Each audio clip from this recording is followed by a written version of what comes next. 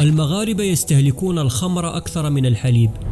هذه الجملة هي الخلاصة ديال واحد الدراسة جديدة دارت هذا العام، لقاو فيها أن نسبة استهلاك المغاربة من الكحول الشراب بين قوسين هي أكثر من 120 مليون لتر سنويا. يعني هاد البركة ديال الشراب إلا قسمناها حنا المغاربة كاملين بيناتنا غتجينا تقريبا 3 لتر ونص للواحد في العام.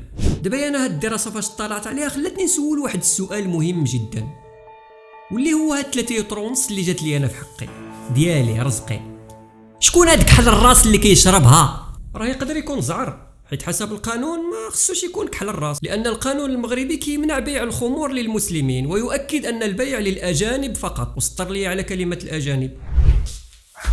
الله يعميها شي واحد هاد الليلة، وتحية للاجانب فين ما كانوا.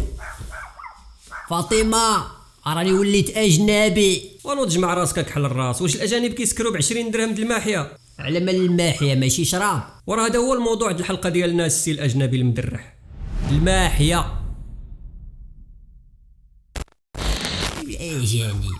أجانب احنا ماشي أجانب في هذه البلاد السعيدة. مالنا احنا ماشي أجانب، احنا تلعب عليا أنا هاد العشرة ديالك، أنا راه أجانب وصافي. ماء الحياة أو الماحية هو بمثابة فودكا الفقراء، وهو منتوج محلي مغربي قديم بزاف ومازال منتشر لحد الآن بين السكيرية المزاليط، ببساطة لأن الثمن ديالها رخيص بزاف بالمقارنة مع الخمور ديال الأغنياء. فغير ب20 درهم تقريبا تقدر تشري رويبعه ديال الماحيه في ميكا ديال البلاستيك من عند القراد. وها انت جبتي الكا وسافرتي عبر الزمن وتحولتي من انسان كرمك الله بالعقل الى مجرد زومبي يمشي فوق الارض، واحتمال كبير انك تلقى راسك ميت في الفريغو السبيطار، وامك ولا اختك ولا مرتك كتغوت عند الباب ديال السبيطار باش يعطيهم الجثه ديالك ويدفنوها. ولدي مات، خلات البنات.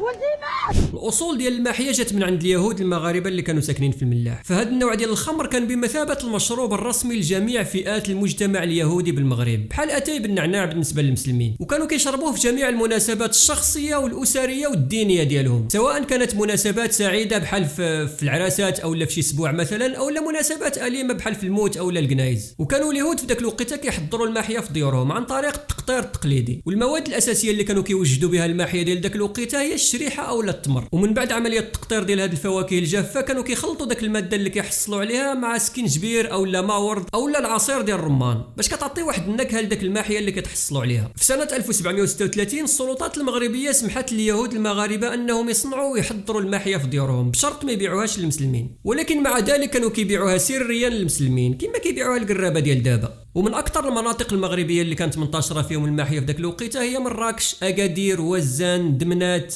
ازيلال وغيرها من المناطق والمدن المغربيه اللي كانوا فيها الاحياء ديال اليهود او ما يسمى بالملاح.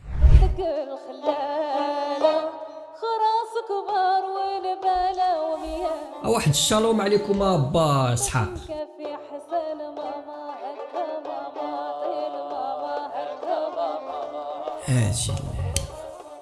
والو زعما با شحاق ما بغاش يهديك الله تعطينا الفورميلا ديال هذا الخير نخدموا على راسنا حتى حنا.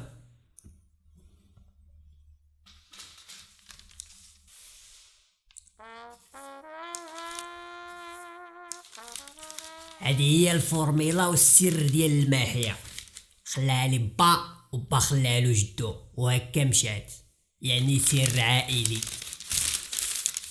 ولكن نهار نخوي البلاد ونمشي للشرق غنخليها لك المعطي تخدم على راسك، ولكن عقل على الخير نهار يجريو علينا من تما وما نلقى فين نرد وجهي ونرجع عندك دبر عليا. الله يوديها سيدي شحاق، بصح الا خلات لنا هذه المسخوطه ديال الماحيه شي عقل اللي نعقل عليك به وما نضمنكش، واخا الله يعاود والتياجل هنا راه الدراهم ماشي من الله يعاود.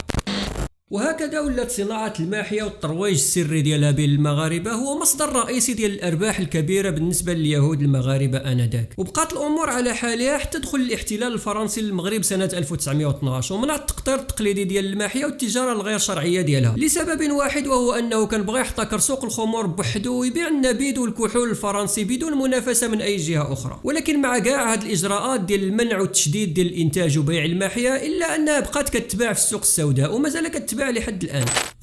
ولكن مع ذلك الماحيه بقات تابعه هذاك اللعنه ديال السوق السوداء وما قدراتش حتى هي تتباع في البيسريات وتسربى في البيران بشكل قانوني بحال اغلبيه الخمور اللي كيتباعوا وكيتسربوا بشكل قانوني في المغرب. لذلك فحتى الماحيه خدات القرار اللي كياخذوه اغلبيه ولاد الشعب اللي كيحسوا بالحقره في بلادهم وما كيبقاوش قادرين يعيشوا في هذه البلاد، فكيقرروا انهم يحاربوا البلاد اخرى اللي كتوفر لهم الحقوق واسباب العيش الكريم اللي محرومين منه في هذه البلاد.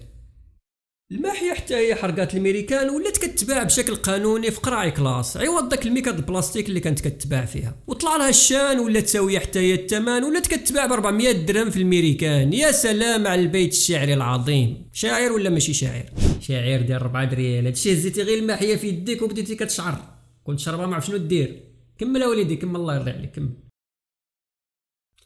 السبب اللي خلى الماحيه تخترق السوق الامريكي هو ديفيد نحماس، يهودي من اصول مغربيه، ولد واحد القريه صغيره في ورزازات سميتها تزنخ. كانت العائله ديالو معروفه بصناعه وبيع الماحيه في هذه المنطقه على مدى 3 أجيال. هاد نحماس اسس شركه في الميريكان وبدا كيصنع الماحيه بالطريقه التقليديه القديمه ديالها اللي توارثوها اليهود المغاربه ابا عن جد، ولقات اقبال كبير عند السكايريه ديال الميريكان وبدات كتوزع في اغلبيه الولايات الامريكيه وصلت حتى لكندا. ولكن في الجانب الاخر من العالم بنت عمها اللي بقات في المغرب حتى هي تطورات على مر السنين، ولكن للاسف تطورات للأسوأ. فهاد الماحيه اللي ولات كتباع دابا في المغرب تحولات لسم مقاتل اللي يمكن يقتل اللي كيشربوه في رمشه عين، وإلا ما ماتش فراه كيتشلل او لا كيعوار او لا كتخلي له شي مضاعفات صحيه كيعاني من ناحيته كامله، بحال الكارثه اللي وقعت العام اللي داز في سيدي علال التازي اللي مات فيها تقريبا 15 واحد، واللي قبل منها في القصر الكبير اللي ماتوا فيها 20 واحد، واللي في وجده واللي في الناظور واللي سمعنا بها في الاعلام واللي ما سمعناش بها، بلا ما نحسبوا الحالات الفرديه اللي كيصبح فيها مولاها ميت بلا ما يسمع به حتى واحد.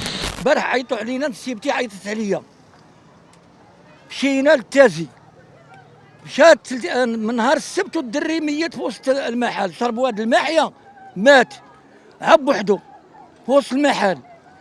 من مشينا قلنا لهم مالهم هاد الدري اش وقع له؟ قالت لك شربوا الماحيه شي واحد باع ليهم الماحيه وشربوا الماحيه راهم كل شيء دابا راه قال لك 28 خلق ولا 30 خلق. السبب الرئيسي اللي خلى هاد الناس يموتوا هو التركيز العالي ديال ماده الميثانول اللي كاينه في هذيك الماحيه اللي كيقطروها بسبب العشوائيه اللي كاينه في مرحله التصنيع. هاد القرابه اللي كينتجوا هاد الماحيه المسمومه كيخدموا بمعدات بدائيه وموسخه وكيزيدوا فيها مواد خطيره جدا باش انها تكمل وتوجد بسرعه وبكميات كبيره جدا، وتقام عليهم تكلفه الانتاج رخيصه وبالتالي هامش الربح غادي يكون كبير بزاف.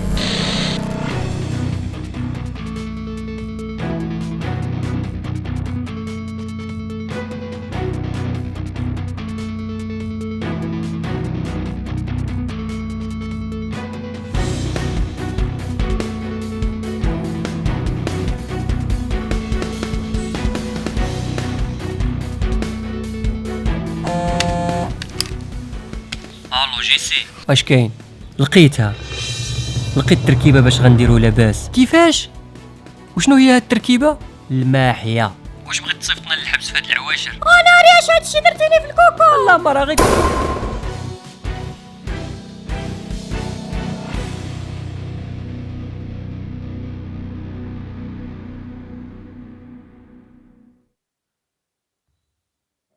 السبب في هادشي كامل اللي وصلنا ليه هو الطمع، واي واحد في هاد الوقيته باغي يدير اللباس باي طريقه ممكنه سواء كانت حلال ولا حرام، ما كاينش الفرق. وهذا الشيء عنده اسباب كثيره ومتنوعه، اسباب اللي جايه من الفوق واسباب اللي من التحت، وما خصناش ندخلوا في هذا الشيء هذا. ماشي الموضوع ديالنا هو الماحيه، هضرنا عليها سالينا الموضوع. الا عجبك الموضوع فراك عارف شنو دير، لايك الفيديو، بارطاجي، تابوني الا ما راكش مابوني في القناه، ورجع شوف هذا الفيديو، هذا فيديو مهم جدا على الصراعات الطلابيه اللي كاينه في الجامعات المغربيه. والسلام عليكم ورحمه الله تعالى وبركاته.